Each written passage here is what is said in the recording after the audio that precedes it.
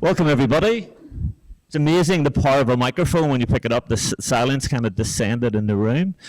Welcome, everyone. My name's Associate Professor Paul McGinn. I'm the Director of the UWA Public Policy Institute, and I'm also the Chair of the Australian Political Studies Association's National Conference, of which this public panel tonight forms part of our overall conference this week. I want to welcome you all to UWA and to the Social Sciences Lecture Theatre, to this public panel, which is a collaboration between CHAS, the Council for Humanities, Arts and Social Sciences, the Australian Political Studies Association, and the UWA Public Policy Institute. And I'd like to acknowledge that we're meeting on Whadjuk Noongar land, and I pay my respects to leaders past, present, and emerging. Got a few little introductions to do this evening, some acknowledgements and thanks. And if I can find my colleague, she's moved to seats here. So I'd like to welcome my colleague, Associate Professor Sarah Prout-Quick. Sarah's a geographer, just like me, which is interesting being here at the Political Studies Association conference. And Sarah's going to do a welcome on behalf of the School of Social Sciences. So Sarah, over to you. Thank you, Paul, for that introduction. Can you hear me okay? So it's my really great pleasure on behalf of Professor Amanda Davies, who is the head of the School of Social Sciences here at UWA, to welcome you to tonight's event, to UWA, and to this place that we meet, which, as Paul has acknowledged, that we gather on the lands of the Whadjuk people of the Noongar Nation. Tonight's event addresses aspects of one of the very big questions facing Western liberal democracies globally. What is the future of democracy in a climate of growing populism and polarisation? And this type of dialogue, of course, is one in which the voices of trained social scientists are crucially important. And I look forward to the illuminating discussion that our expert panel members are going to engage in this evening. In our School of Social Sciences here at UWA, we're also engaging in dimensions of this topic in our research. This includes research on Taiwan and the causes of democratisation in China, far-right diasporas in the global south, and a research program investigating the political and economic agency of African migrants here in Australia. Tonight's theme is also one of growing interest to the next generation of leaders. We found that in the years since the 2016 American election, we've seen a real spike in students enrolling in our programs in politics and international relations in particular, and many of them are reporting a particular interest in this topic.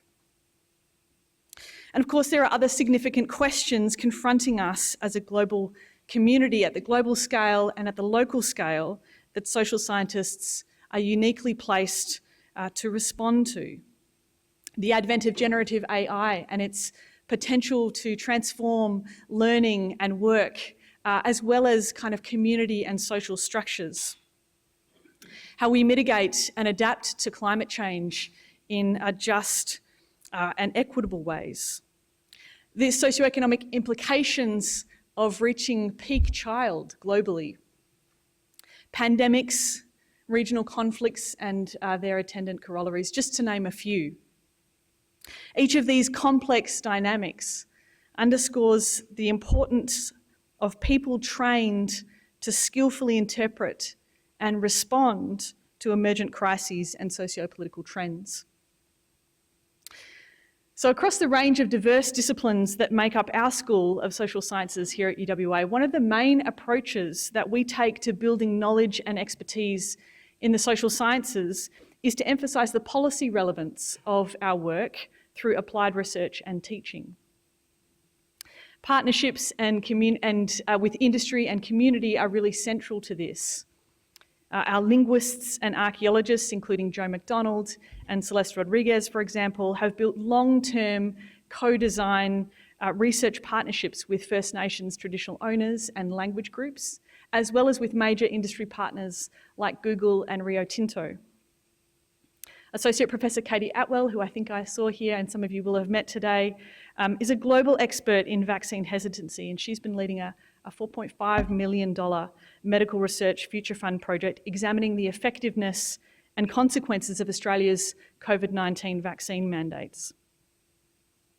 In our research-led teaching programs, we've sought to embed praxis within pedagogy, and we've done that by bringing social science practitioners into our classrooms, by building opportunities and facilitating field experiences both domestically and internationally for our students, and of course by offering internship and work-integrated learning opportunities for our students.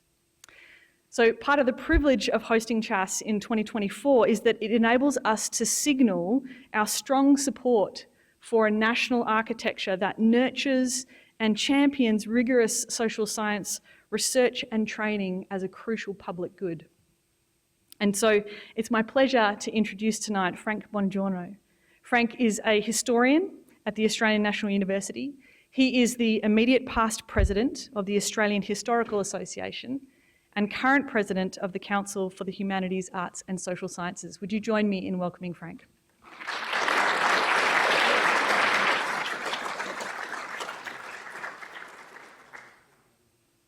Great. Thanks so much, Sarah. And I'd obviously like to begin by acknowledging the Wajak land that we're on, people and country. So I welcome you on behalf of the Council for the Humanities, Arts and Social Sciences, an organisation founded 20 years ago to advocate for the HAS disciplines, as we call them, and fields as well. So we're not just talking about university-based work, we're also talking about cultural institutions. Their role, I think, matters more than ever because they're under considerable pressure at the moment from government, from universities, not just in our own country, of course, but in many places around the world. But they're also, I think, more needed than ever in the context of what many diagnose as democratic decay. I won't say anything further about that because that's our subject for tonight, and we have speakers who are much more expert in these matters than me. I see this Congress, as well as tonight's event as a part of the Congress, as a demonstration really of what the humanities, arts and social sciences have to offer in helping us to grapple with some of society's most pressing challenges. And one of those is indeed the issue of governance. So just a few thank yous before I turn over to the panel. I would firstly like to thank the School of Social Sciences here at the University of Western Australia, and in particular Professor Amanda Davies is head of that school. She's been a most generous supporter and encourager of our efforts, and we're also grateful to Fiona Hugh and her office, a great support, not just of course during this week, but in the many, many months, indeed probably a year and a half of preparation that has gone into this major event. We've also benefited from a School of Humanities support and are grateful for that. We thank Business Events Perth for its sponsorship. I'd also like to acknowledge the various partner organisations for tonight's event. The Australian Political Studies Association, Rob Mannering is current president. I think he's still current president. He's also outgoing president, I think, at this Congress, and Andrea Carson, who's coming in as president of that organisation. And I'd especially, in connection with tonight, I'd like to thank the UWA Public Policy Institute, PPI. It's been absolutely wonderful to work with them, and they have in fact borne the main burden of organising tonight's event. I say burden, but I think we've also got a lot of enjoyment out of it because it's been an absolute pleasure bringing this panel together. So on a personal note, I'd very much like to thank Paul McGinn, who we've heard from tonight and we'll hear from again, Claire Feenan and Taran Basden. From my own organisation, I'd like to thank Sally Daly, the Executive Officer of CHAS, who has been tireless, superbly organised and an enormous support, I know, not just to me and to the board of CHAS, but also to the many organisations that are running their conferences and meetings under the Congress of HAS banner this week. I'd also like to thank Dimitris Vardoulakis, who's here. Dimitris is the CHAS Vice President for Congress, so he's in effect the convener of the umbrella organisational events, and I've been, again, very grateful for all of the very hard work, imagination and organisation that Dimitris has put into this week's activities, and indeed to planning future congresses as well. So thank you, Dimitris. And thank you to the panellists and to all of you here tonight who've come along to participate in what I know will be a really exciting event. So without further ado, I think it's my duty to introduce Professor Martin Drum, who is the Executive Dean for the Faculty of Arts, Sciences, Law and Business at the University of Notre Dame. And Professor Drum, of course, has deep expertise in the matters that we're dealing with tonight, so we really couldn't be in better hands. So thank you so much, Martin. Cheers. Thank you.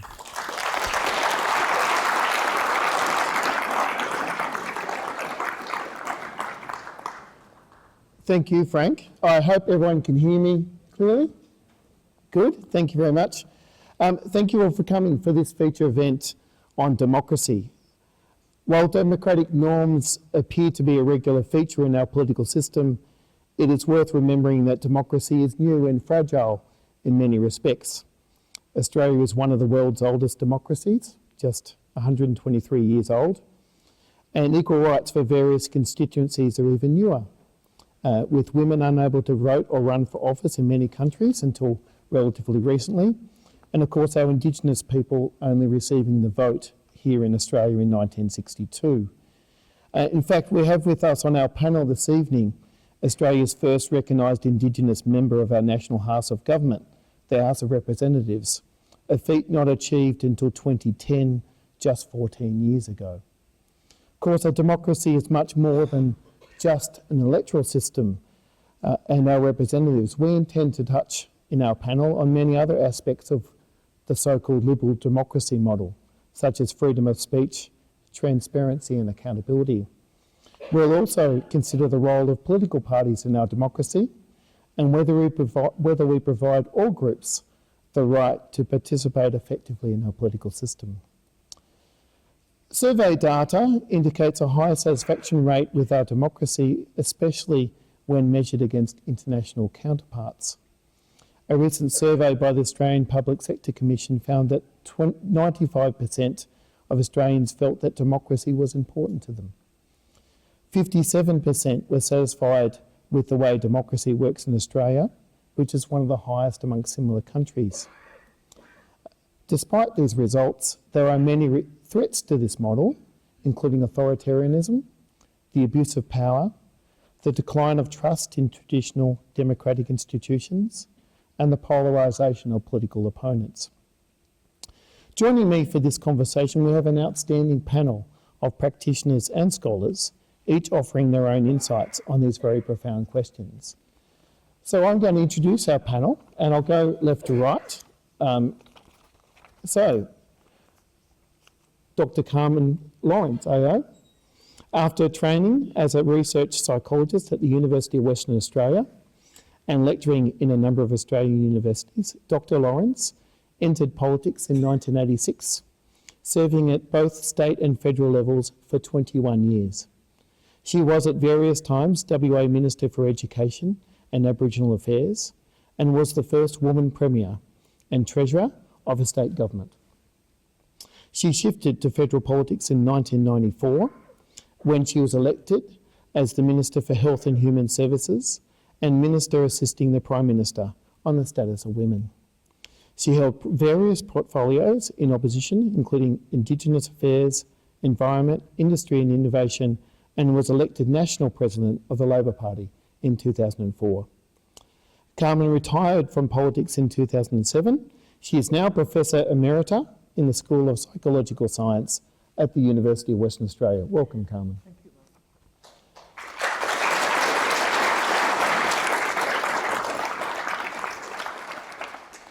We also have with us the Honourable Ken Wyatt AM.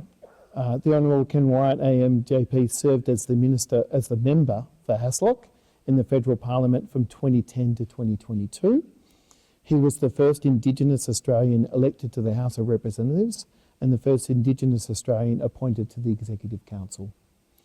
Ken also served as Australia's first Minister for Indigenous Australians, Minister for Aged Care, Minister for Indigenous Health, and Minister for Aged Care and Senior Australians. He has a demonstrated track record of achievement in management and leadership roles across the public, private and political sectors. His key areas of expertise include realising new business opportunities, contributing to international and national policy, strategic planning, managing and reporting performance. I should also say he's also on the advisory board for the Public Policy Institute here at UWA. Welcome, Ken.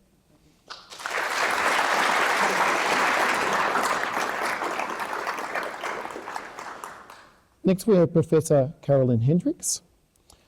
Carolyn Hendricks is a professor at the Crawford School of Public Policy at ANU. She has published widely on democratic aspects of contemporary governance.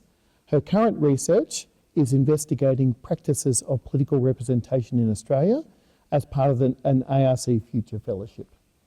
Carolyn has authored 4 books, the latest of which examines citizen-led efforts to solve practical governance policy problems. Welcome, Carolyn.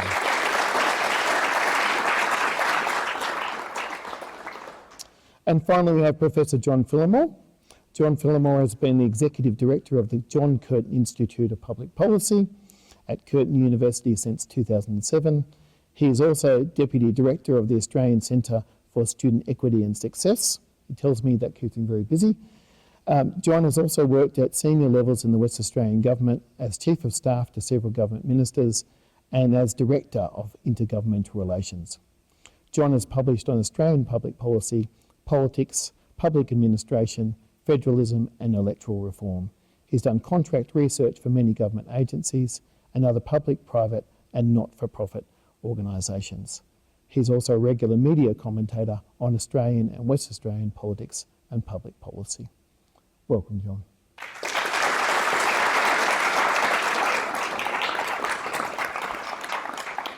Now, we intend to make, I hope this works. Turn that on. Oh, we've gone. We intend to make this whole process as participatory as possible. And with that in mind, we have a link there for Slido, so you can make sure you get onto the site. So we'll give you a minute to do that, a second to do that there. Because we've got some of our own polls that we're going to be running during this discussion. So, and there'll be also an opportunity to ask questions on Slido along the way as well. So that's your link to sign on. So be quick or miss out. Okay. There's still a few phones furiously being raised at the moment. Okay. And here is just to get you started while we talk about democracy, here's your first question, which we'll then explore the answer to that, or at least the word bubble around that very, very shortly. So tell us what comes to mind when you think about democracy. Okay, so we'll return to that in 2 seconds. We're going to get started with our discussion in the meantime. And first, so our theme for today is democracy done? Australian perspectives on the future of democracy. So we wanted to start by thinking about what's important about democracy and does it really matter if people are contemplating alternatives? And I thought I'd start with you, Carmen, to open up. What do you think is important about democracy and does it really matter if people are turning away? It matters enormously, and I think it's important that we judge whether they are turning away. I mean, I think that's the first question. Is there really a decline going on? Are people really turning their backs on democracy? Or is it something that we imagine is happening because we're actually more focused on making democracy work better? Question mark. I don't know the answer to that question. I'm not sure if this mic's on either, but... Yep, okay. When I think about democracy, I think of it as a way of us cooperating, of deliberating and governing ourselves. And it's essentially the way we've decided to do that. And in my view, it's the very best way to do it, because it means that we get together as communities and we make decisions with equal value to each of our decisions to what needs to be done to make our lives comfortable and productive. It means that we have to have decent dialogue. It means that we have to respect the rights of all the citizens. It means that we have to have a decent sources of information. It means we have to have systems of justice that protect rights as well as conferring them.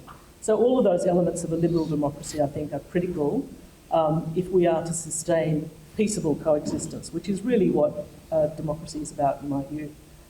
Is it under challenge? I'm sure we're going to come around to that question as we go, but I've obviously thought so at various times because I've written a whole series of papers, which I talked about today with Paul, from about 2000 on.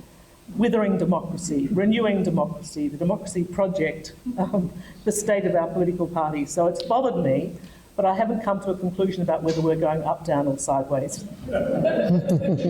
Thank you, Carmen. Thank you. That's a good opening salvo. Ken, your thoughts? Actually, I think one of the things that we've got to consider in the context of democracy, what we have has worked for a very long time. It allows the participation of all of us within the structures and systems. I see it manifested in everyday life. I saw it as a public servant when I was providing advice upwards, the way in which you'd seek the views of many in order to shape the opinion of the government that you work for on the day. And then ultimately, when you go into politics yourself, then the way in which you engage within your electorates. But more importantly, once you take on a ministerial role, then you see that facet of democracy. I think people who talk about democracy failing often have an issue with a policy, or such as during the COVID period and sovereign rights.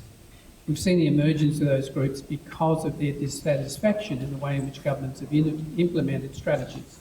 So there are some challenges in the perception that democracy is withering. I think it's something that I've seen uniformly across other nations I've been in where democracy thrives.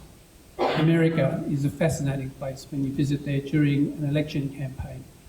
You hear the freedom of speech, you hear people express their views and their rights, and they do it without fear.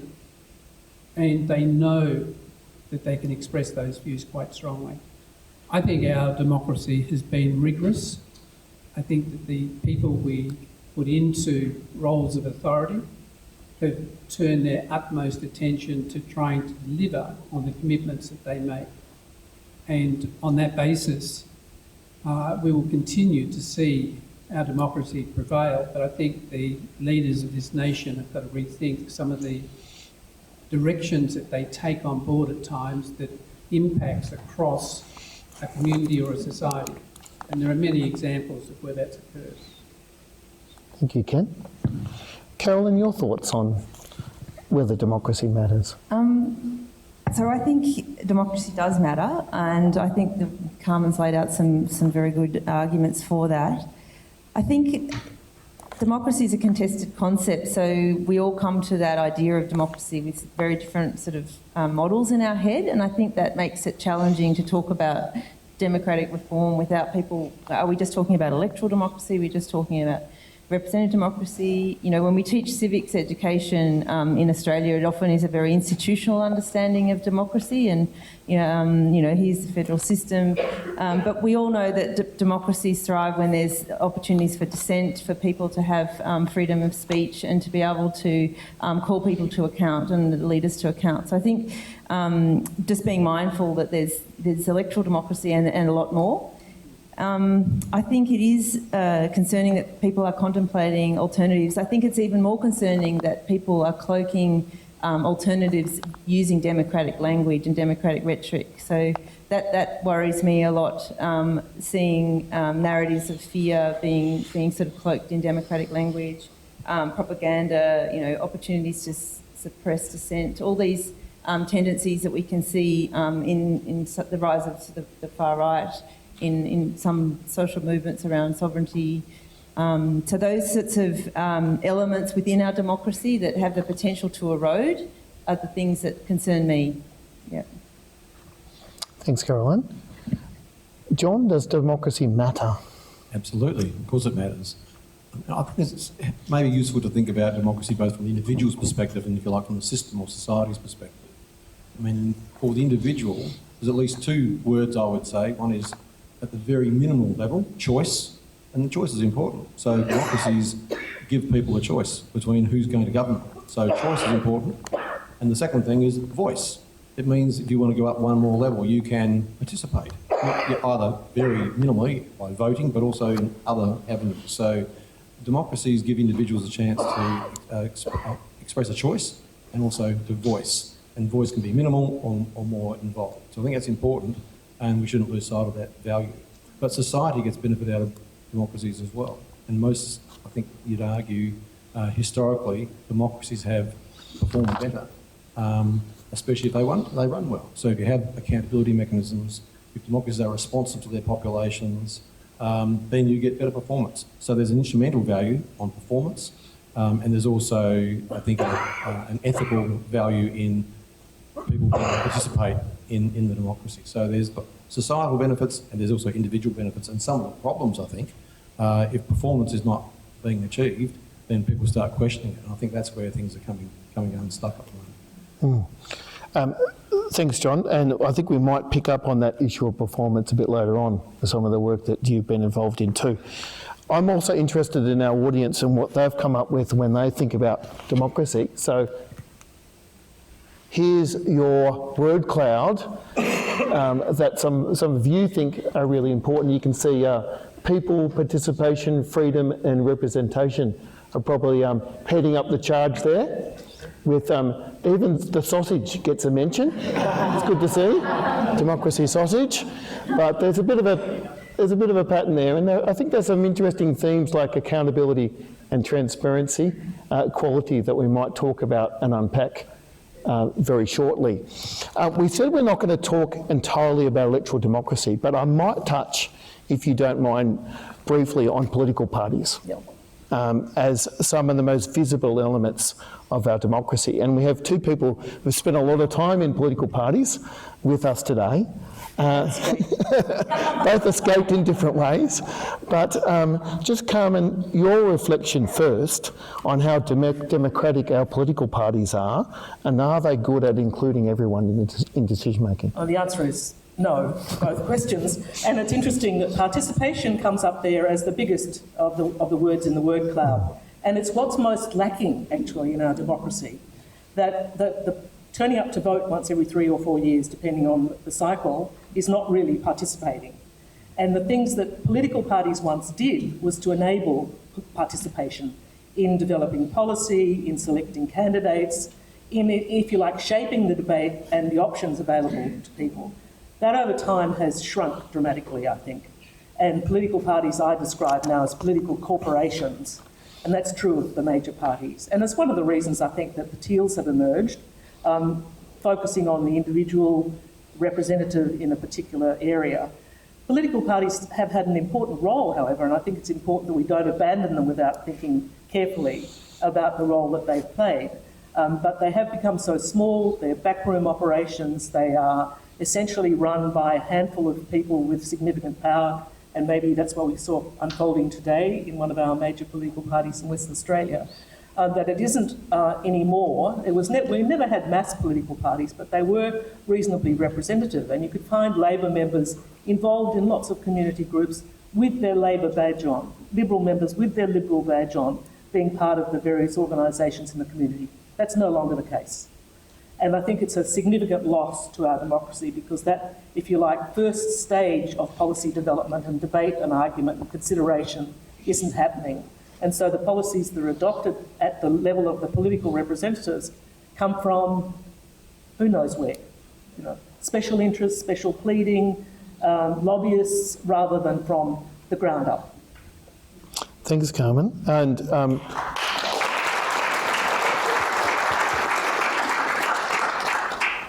And being fair, we're always looking at across the board at both of our biggest political parties.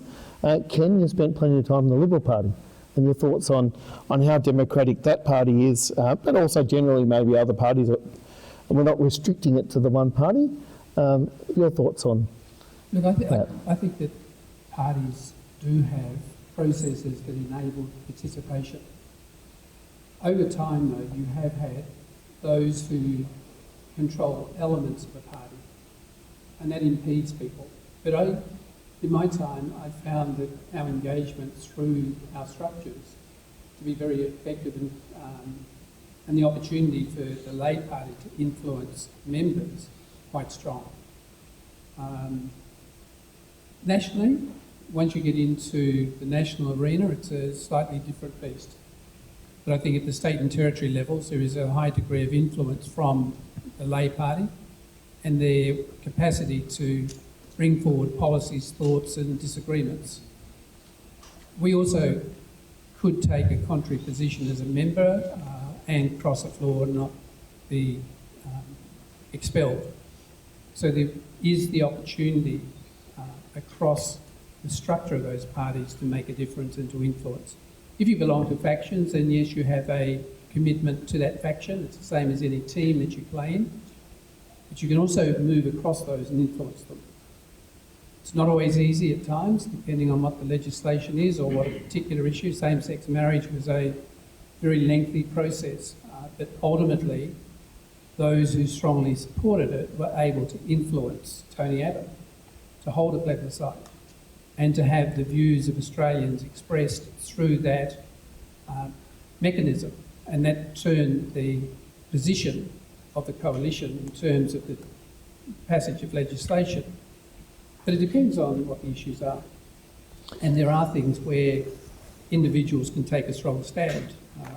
Carmen, the anti-nuclear position you've taken has been a strength of you as an individual. And there are individuals within parties who do transcend across sometimes barriers.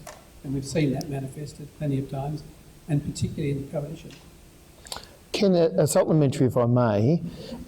You weren't in Parliament when the Voice referendum was on, but do you think people, the way we saw it, a lot of people were voting down the line as MPs or supporting the set position for or against that in our two major parties? Were Liberal MPs comfortable in having a different view to the party view on that issue?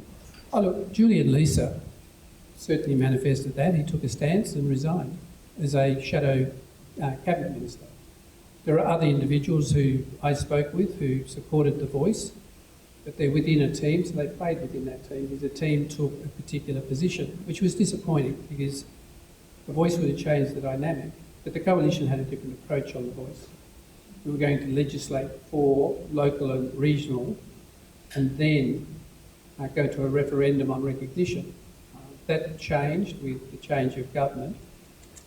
But look, most people grappled with this, and I think the dilemma was that once leadership sets the direction, then you set, because you are within a team, and you support that team, you believe in its values, you believe in what you see as a threat, and obviously my colleagues saw the Voice as a threat, and they took that position, although I took a different position and worked very closely with the Minister of the day to have the Voice get up and for Indigenous Australians to have a say in their future and their affairs. And it was not a third chamber, it was a strategy just to allow determination of key policy strategies and key directions and life choices in a very different way to what policies and governments do at the moment. We might, you'll see here, there's a poll for you that we've got here. To what extent do you agree or disagree that democracy is in good shape globally? So we might get your thoughts on that and whether you think internationally we're in good shape or not. While we're doing that, I've got a question for our two other panellists here. Who is missing out in our democracy, and what are the consequences of this? I know you've got some thoughts on this, Carolyn. Yeah, I mean, I guess there's perceptions of who's missing out, and then there's the reality. But I guess I've been doing some work in rural and regional communities around Australia and getting a sense of how perceptions on democracy and how people in rural and regional Australia participate in their democracy from the local level, civic associations, right through to their sort of federal member. And I guess across the board, across the political party ideological spectrum, I think rural and regional people feel quite disconnected. And so this geographic element that sits in our representative system is very real for people who aren't close to a capital city or even a regional city, or particularly Canberra. And so whether that's exactly how it is in practice is hard to tell, but there's a perception that they're a long way from power.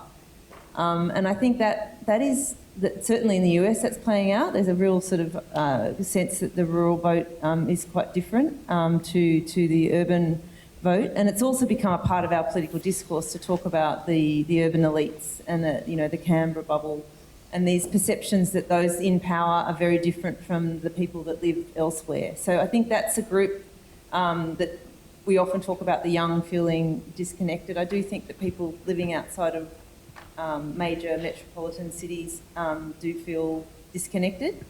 And I also think what's coming out of the US election analysis is really looking at that sort of the people that feel left behind by the economy. So there's an economic dimension to our democracy that we shouldn't forget, that you alluded to that, John, before. If the democracy is performing, if it's delivering for people, if it's making their lives, better, and their problems are being addressed, then people feel like the system of governance is serving them. And I think that's one of the very big challenges at the moment, is that there's groups in our society that are being left behind. It speaks to the sort of inequality challenge.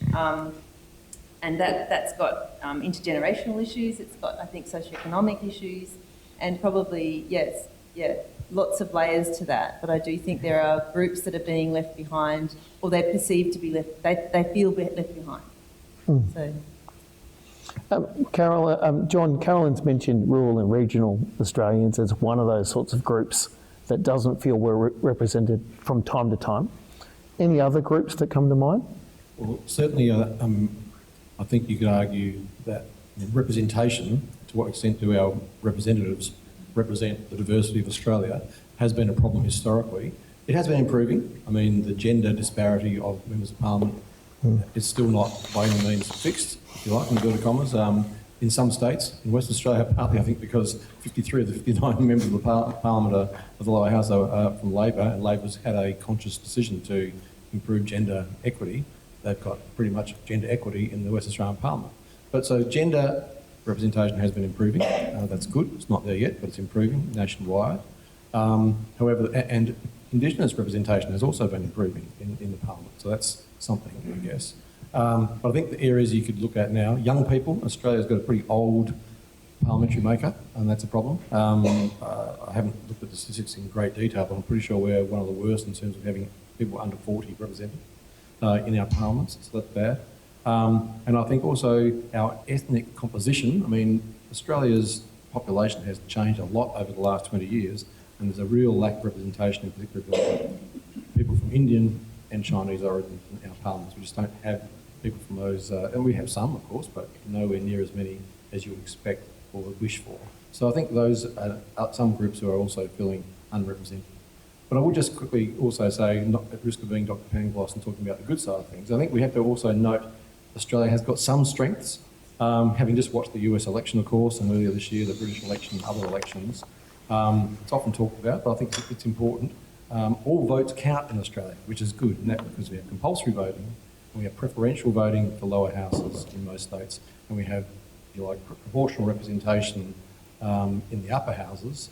We also have a federation, so we have state and federal politics. There are many different areas where people both get a chance to express their opinion, express their vote, and to cast their vote. But because of the compulsory preferential system, votes count, and parties actually have to appeal to all people. They can't just say, well, they're not going to vote, so don't worry about them. I'll just appeal to certain groups. So that makes a big difference, I think, to the way the tenor of Australian democracy. Doesn't make it perfect by any means, but it does mean you have a different sense of, nobody's completely left out in Australia if you're a citizen. So I think that's important. It might seem a minor difference, and if you're within Australia, it may not seem like an important point. But if you look at an international comparison, I think Australia's system of compulsory and preferential votes, which means effectively, eventually, you have to make a choice between the two major blocks. That's an important thing which you don't get in other democracies. So yes, there are all sorts of people who maybe miss out in all sorts of different ways, but I think there are some institutional underlying strengths that we do have, which are often underestimated. Mark, can I just make an addition there? One of the problems, I think, with representation, so-called mirror representation, is if you look at our representatives, as you could say, things like gender and race and religious background, ethnic background are all very important. But so too are things like occupation and life experience. Look at the front benches of the two major parties in federal government. There are more lawyers than you can poke a stick at. And much as I have respect for lawyers, there are two in my family, you don't want too many of them. You really want, you really want a variety. And I make that point, I think, seriously, because in the past you had people from small business, you had farmers, you had people who had backgrounds in the union movement, but not exclusively. They are actually working the tools rather than using it as a career. And that's the other thing, that a lot of the representatives are career politicians. And I think that's dangerous for democracy. It means representation is not real.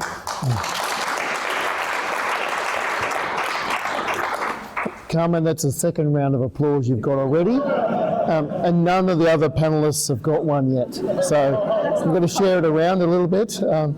I should say also, we do have a constitutional prohibition on dual citizens running for office as well, which probably doesn't help with ethnic diversity either. Let's have a look at our results there. And yeah, there's a lot of disagrees.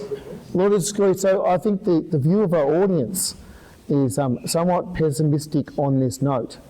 So I think that might be reflected in our questions to come. Okay, we've looked at some positives and some negatives.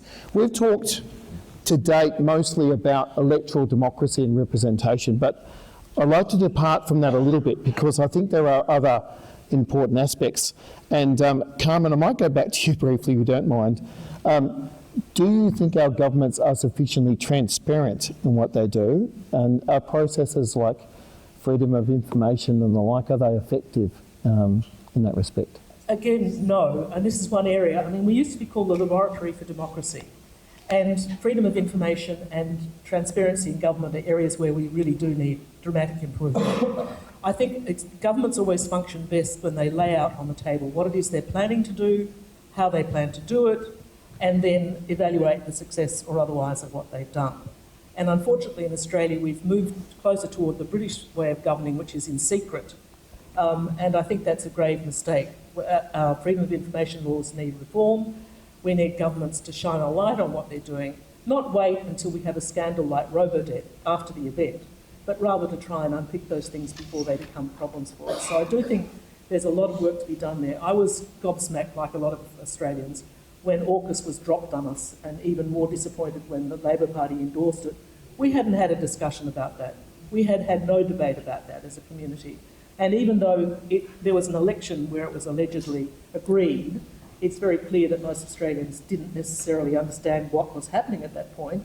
And there's been no serious opportunity since to second guess some of the decisions that entails, including our alliance with the United States, our position in the region with other countries in Southeast Asia and China. These things are very important and we should have an opportunity to debate them. So open government, I think, is an area where a lot of reform could be engaged in and would improve the state of our democracy at least, and probably many others as well. Thanks, Carmen. People are holding their applause at the moment. Carolyn, can you think of other ways in which our governments can be more effective in what they do?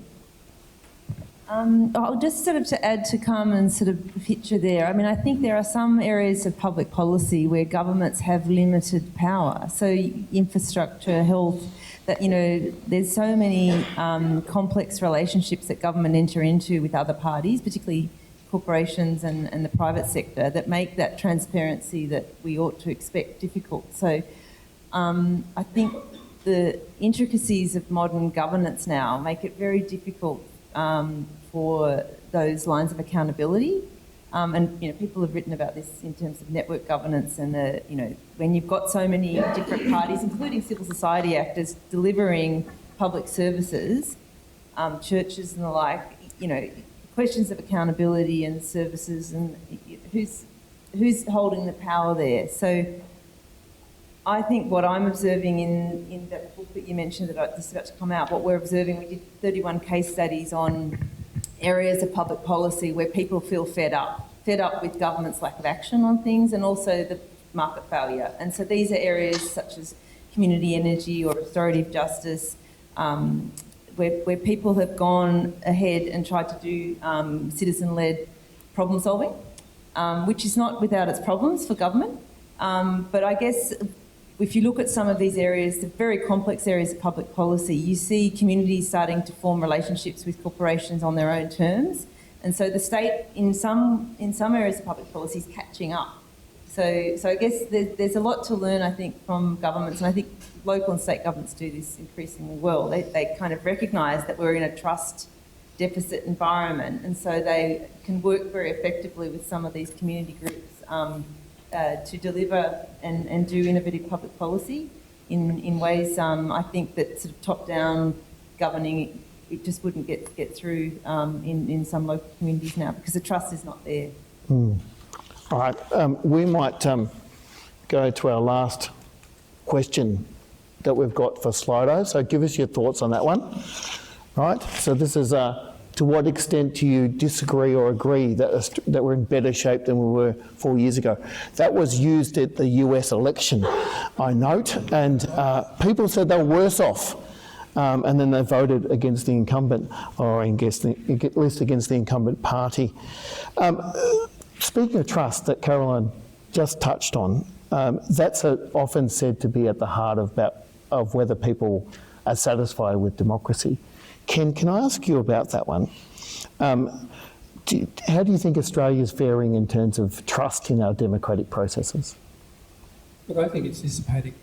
There are many issues that both Carmen and you've raised in terms of people's trust of the transparency. Because there are matters that arise that people want to understand why a government has made a decision. And the courts are now starting to resolve some of those. There was the case of Ludwig versus the NT Cattlemen's Association, because people who were disadvantaged and weren't at the table to have a discussion to influence the minister's decision challenged that minister's decision and won. We have two current cases challenging both Minister Pletashek and Minister King on matters that there was a lack of transparency. What I see a danger of in terms of trust is people will turn away from the politicians and will turn to the courts, and we'll see more litigation evolve in order to get the answers that they want and for decisions to be made for the right reasons that benefit all. And so those challenges are going to require a different rethink about freedom of information documents. As a minister, I saw a document that was sent to me to sign off on. There were only about 10 sentences out of a 40-page document. Everything else had been redacted, which doesn't make sense. And when we revisited that, there was a change and the level of redaction altered because agencies too become fearful of litigation and people don't want their decisions and the advice they give a minister to be transparent. Because your departments provide you with a lot of advice and then you, in those roles, have to make a call on the validity of that information.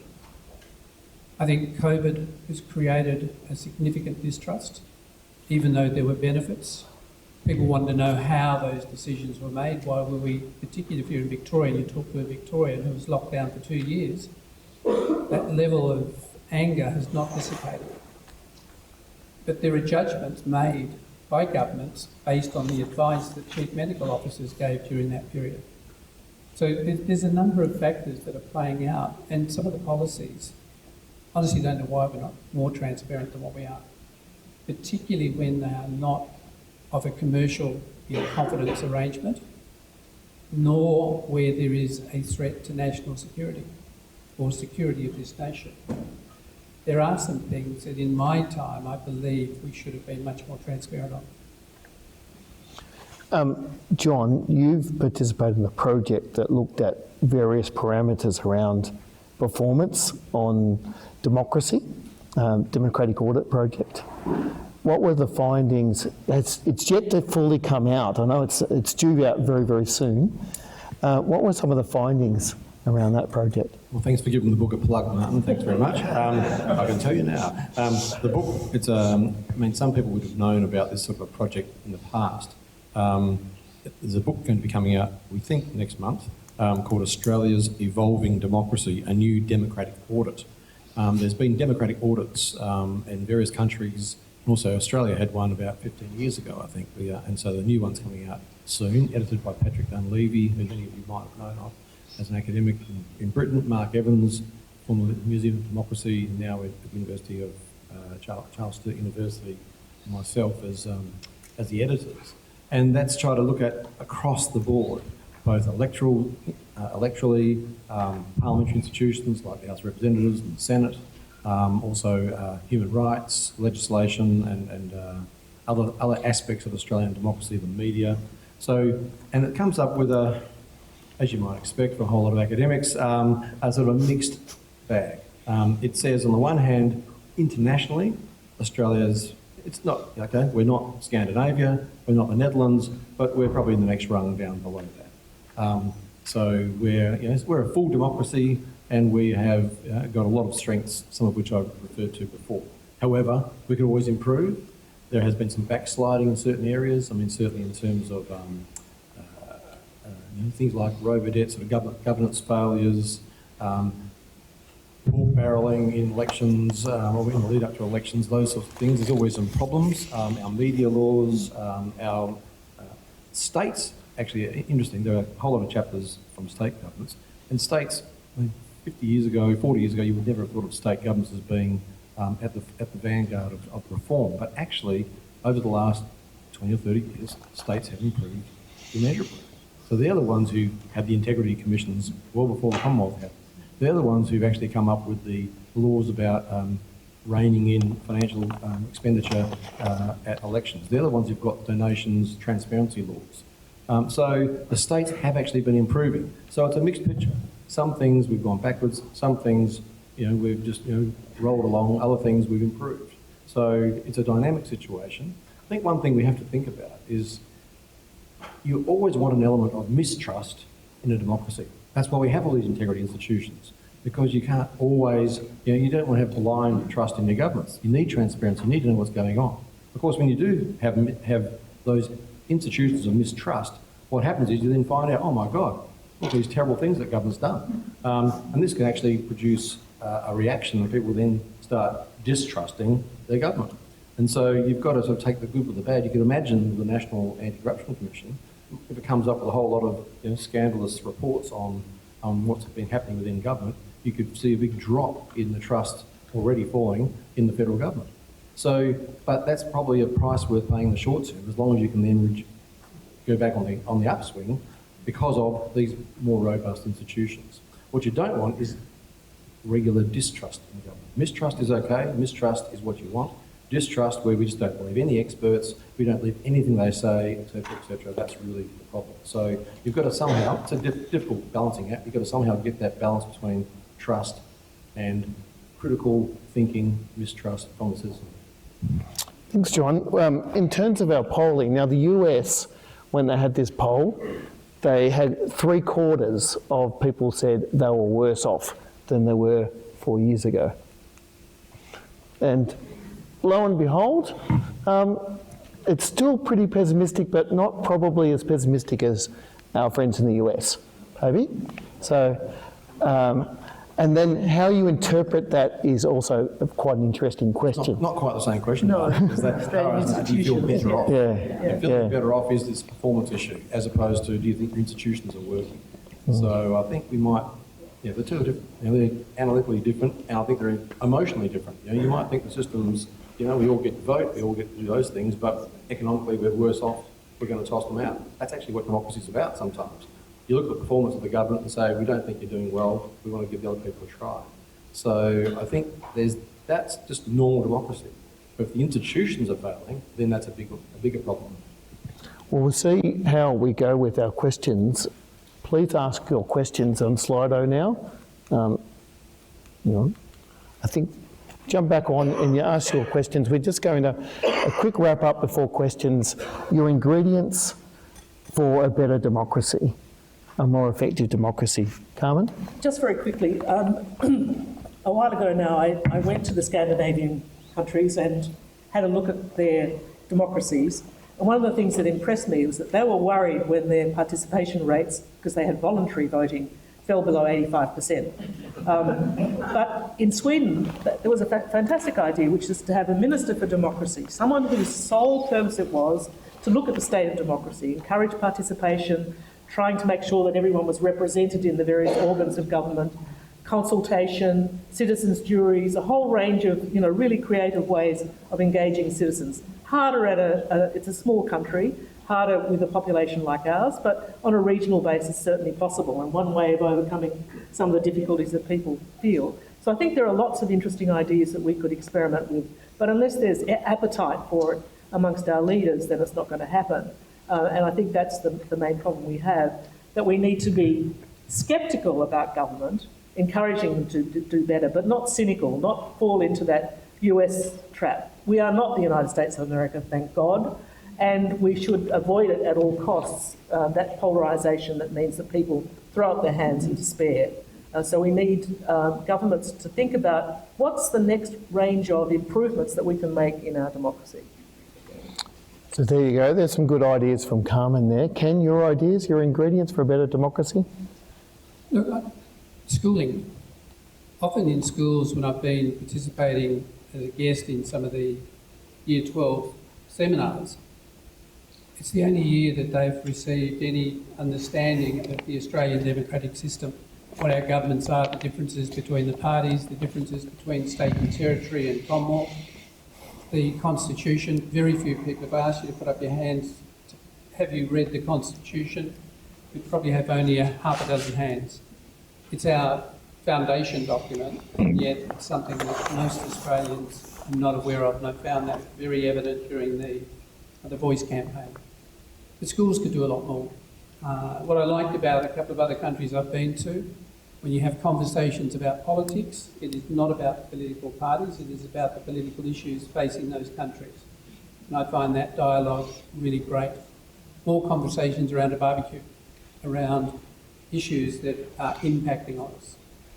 I'd like us to take note of the parliamentary inquiries that are often joint party inquiries that occur on many issues, because they do come back with some very thoroughly researched and heavy involvement of the Australian people around their views on the issue that the parliamentary committee is inquiring into. The pity is governments cherry-pick what they will implement out of the recommendations of those reports, so we don't see the full extent of the value of some of those inquiry reports. But a better understanding, and our media doing a much more detailed coverage of some of the issues that give both a balance of views on both sides of an issue as opposed to sometimes a one-sided view. I think that would help with conversations. If you look at the Peter Kennedy type interviews that Peter does, he tends to tease out both sides of an issue to get you thinking, and that's what we need to do more of in this country, is more critical thinking around many of the issues instead of being emotionally reactive to a matter.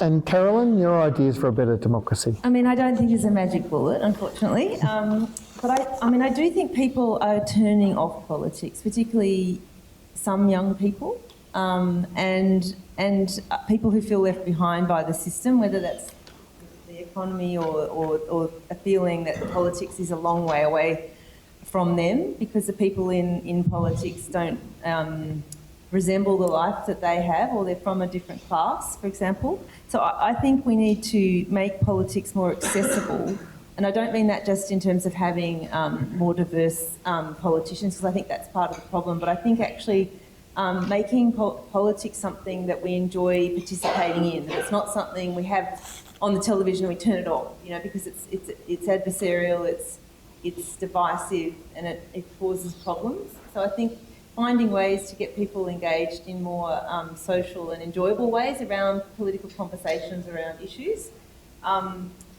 And I think one of the ways I've seen this, particularly in rural and regional communities, has worked over decades, has been investment in community leadership. So people are gaining skills in political leadership, but not through parties. They're doing it through local issues that they care about. And there's a long-term investment in those leadership skills, which then might lead into people stepping into local government, etc. So it's a different pathway, but I think that's going to increase the diversity of people that will step into politics, because they've got more taste of how power works, but it's not just a partisan power. Thanks, Carolyn. It's good to see the third tier of government get a mention in this conversation. Often gets overlooked, I guess. John, your ideas for a better democracy? I'll be quick because I know time's moving on. I mean, some of the evidence seems is that what people really get annoyed about is politicians don't keep their word. So I think elections, somehow we have to get election campaigns, firstly not get parties to overpromise. The whole thing about under-promising and over-delivering is important. Somehow, and I think that's why the political finance type thing is quite a good antidote at the moment, to try to just bring down the temperature, bring down the amount of promises that parties seem to think they've got to go for. So I think really making truth and political advertising, which has got the input, but the output is governments just have to do what they said they were going to do. That's what really, supposedly, it really gets on people's goat. They think that people get in, they promised something, and they never have any interest in doing it. That's really what gets them annoyed. You know, how institutionally you're going to try and stop that, but it seems to me, whether it's worse than it ever was before, I don't know, but I think possibly the media landscape has made it a lot worse, or a lot more noticeable. People are promising things and then not delivering it, and not even trying to. I think that's really a problem. So the political elites need to take notice of that, I think, as much as the general public. They've got to basically rein in crazy promises. I mean, every state election, how many state elections have been run on health? We're going to stop ambulance ramping. I can think of about 6 state elections, a couple of East and West Australia, a whole bunch elsewhere. And basically simply say, this is a disaster, we're going to stop it. And then, of course, within about 6 months or a year, they say, gee, ambulance ramping, pretty tough problem to solve, isn't it? Who would have thought? The health system's complicated. So, I mean, come on, let's get some sensible campaigning going whereby you don't promise the world that you can't do it. Otherwise, people discuss. They get really upset about that and think, well, I can't trust either of them, and they go off and find other solutions. So that's what Well, I think, John, there's a number of the questions that have come through have been around governments delivering on what they said they'd do. It's quite a popular theme. One of the ones that seems really popular here. Oh, okay. The audience didn't respond, Carolyn. But one thing that the audience appears to care greatly about, I think, from what I can see here, is that the implications of democracy for those aged under 18, so the people that can't yet vote.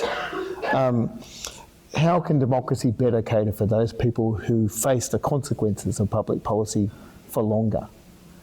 So I don't know if Carmen, you wanted to reflect on that piece.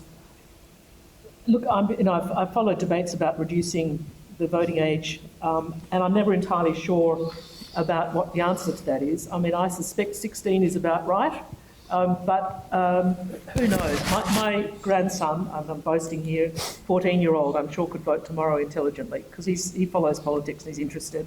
But that's not true of a lot of kids, and you wouldn't want them necessarily to be immersed and embroiled in day-to-day political discussions. But I think there's a case to be made for reducing the age.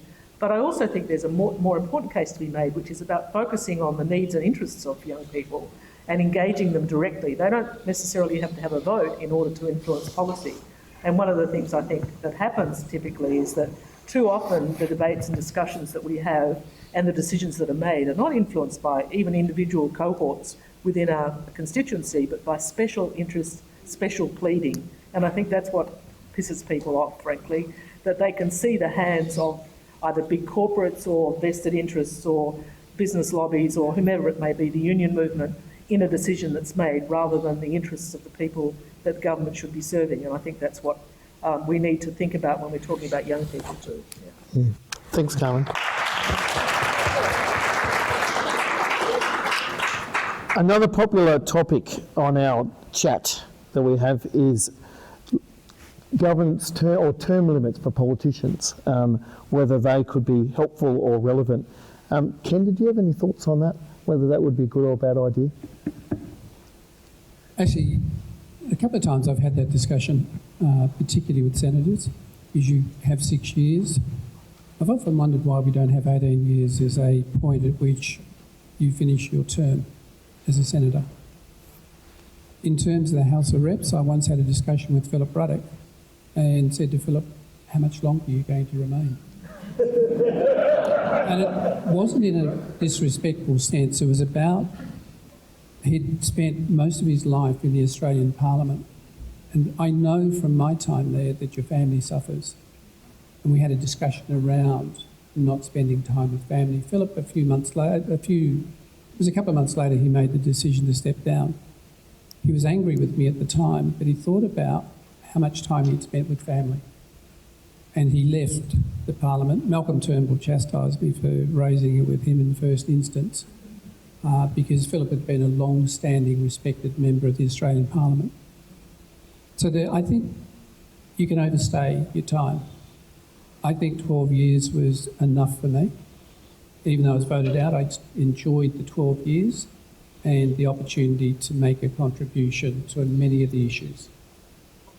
I don't think I would have been right to have gone another term. So if I was going to be asked, I'd say 3 terms for a senator and possibly 4, so you have turnover and you get new blood, new ideas and fresh ideas coming in. I went in at the age of 57. So I took with me life experiences which made it much better. But it's a debate that we've never really had in this country. We only had it when we were going to amend the term of the House of Reps from 3 to 4 years, which meant that senators were 8 years, and the Australian public reacted badly to that, having senators serve 8 years. Thanks, Ken. I'm not so sure about that, about having term limits. You can see what happens in executive systems like the US or France, where people directly vote for the president or for the governor. Here, I could just imagine somebody just spending 12 years in opposition. Their party finally makes it onto the government bench and they say, sorry, mate, you're out. So you're going to have a revolt from within, but also you then lose that experience. Somebody's just spent maybe 8 years being the shadow spokesperson for planning or something, got a lot of knowledge, and that's it. That's lost to Parliament. So I think the parliamentary system we've got makes that term limits idea not the same. If you're voting directly for somebody, maybe at local government level where you elect your local mayor directly, I can imagine having term limits. I'm not so sure about in a parliamentary system. It's the luck of the draw. Yeah. One last question before we wrap up. And Caroline, because you haven't spoken just yet in the last of our questions, participation outside voting, elections, all of that kind of stuff, that formal representation piece, what can be done outside of every 3 or 4 years you vote, etc., to get people to participate more effectively? What could be done to improve participation? That's right, outside voting and electoral democracy. I mean, there's a lot going on, particularly through different layers of government, but also in civil society. A lot of ways to participate in shaping public agendas, public input, and then of course through the media. I mean, there's many ways to participate. I think that the challenge with participation, which I've kind of been looking at for the last kind of couple of decades, is that it works sometimes in a parallel universe to where elite discussions are, whether those elite discussions are in the media or within sort of elites within the public sector or in the parliaments. And so my research is moving more towards looking at ways in which we can connect those participatory opportunities more effectively to decision making. So whether that's through parliamentary committees or whether it's through elected representatives themselves. And I mean, I think civics is a really important area where we can start to boost the knowledge of participatory opportunities, because you go into the classroom year 5, they actually are introduced in the Australian curriculum to civics in year 5, and I've taught in year 5 through my kids' classrooms over the years, and it is as dry as bones. They learn about parliament, they learn about parties, and they're sitting there learning about the electoral system, full well knowing that they will not be able to vote for another, almost to 10 years or whatever, so maybe 8 years. So it's a very alienating sort of introduction to democracy. And I often have gone into the classroom and rattled the cage and put up photos of protests and suffrage, women suffragettes, and shown that change comes also through other ways of participating. So I think there's a long way around of saying I think we need to improve the way we teach and introduce democracy to very young people, that you don't have to wait until you're 18 to participate in democracy. You can engage right now, through all these different avenues, and it doesn't have to be waiting until you vote. So that would be my kind of plea, I guess, in terms of participation, is actually encouraging young people that they don't have to wait to engage in democracy. They can do it now. Very young people.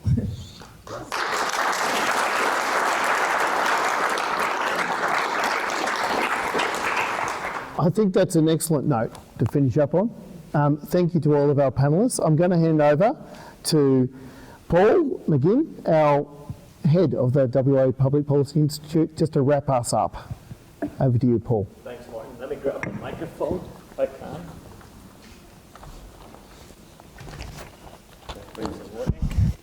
Is this on? Yes.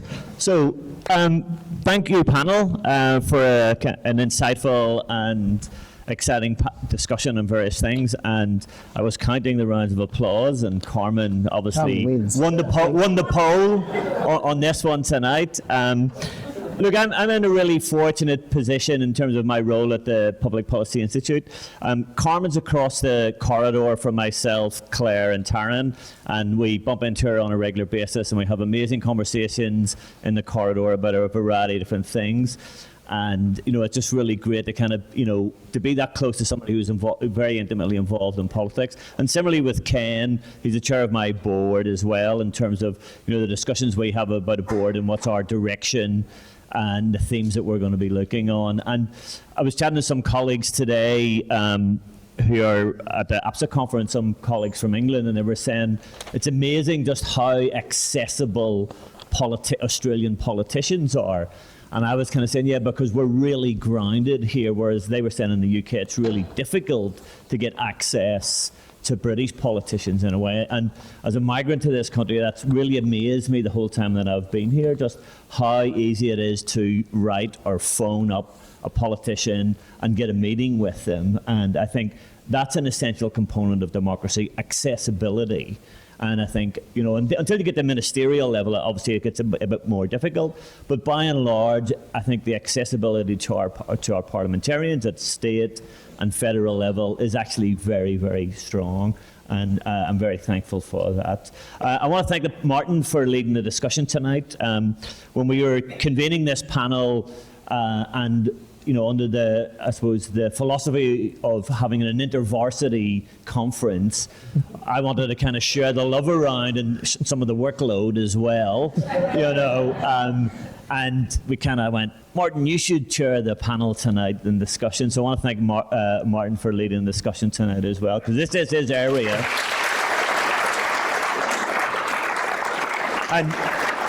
And in terms of both Carolyn and John, it was a hand across the continent and then a hand across the river to John. And I met John a couple of years ago at a PPI event, and I reminded him my first visit to Australia before I moved here, I went down to Murdoch University because I was looking for a job, and John was one of the first people that I actually met on Tuesday or Thursday morning. Thursday morning teas done at CUSP, or ISTP as it was called then, basically. And I was hawking myself around to try and find a job, basically. So it's kind of interesting, full circle. John has come around this way. Yeah. So I've given John a gig tonight, basically.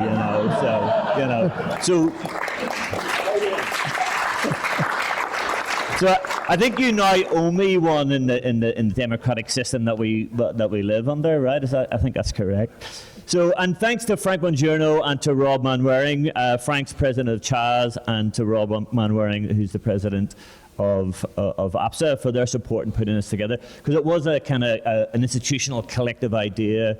We were kicking around a number of different ideas about what type of panel we would have, and we wanted to really, it's an academic conference that we're holding, but we wanted to engage the public, we wanted to engage you. And it's amazing to see so many of you that have come out tonight to take part in this evening. So I want to thank all of you for coming out. I hope you got something from it. It was great to see the interactiveness with the Slido as well. So, it was a bit of participatory democracy, albeit on a very small scale. But, I think that was great. So thank you so much for coming out tonight. Now, before we wrap up, I do have a little gift for each of our panelists. You don't get one more.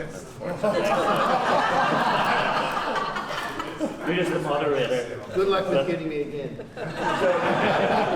We were very lucky earlier this year at the PPI. We hosted Michael Sheldrick, who's an alumni from UWA. And Michael heads up globalcitizen.org, and he published his new book, which is called From Ideas to Impact, a playbook for influencing and implementing change in a divided world. So I don't know why I'm giving it to all these experts, because I'm sure they know how, but maybe they can learn something from Michael's work. So I want to conclude and say, come and join us. We're going to just go over to the University Club. We've got a bit of a sundowner. If we're lucky, the sun will still just be hanging around for a little bit. It might be quite low in the sky, but we're going to go over to the University Club, sundowner, and we can have some conversation, and you'll be able to chat to Carmen, Ken, Carolyn, and John, and Professor Drum as well. So thank you very much, everybody.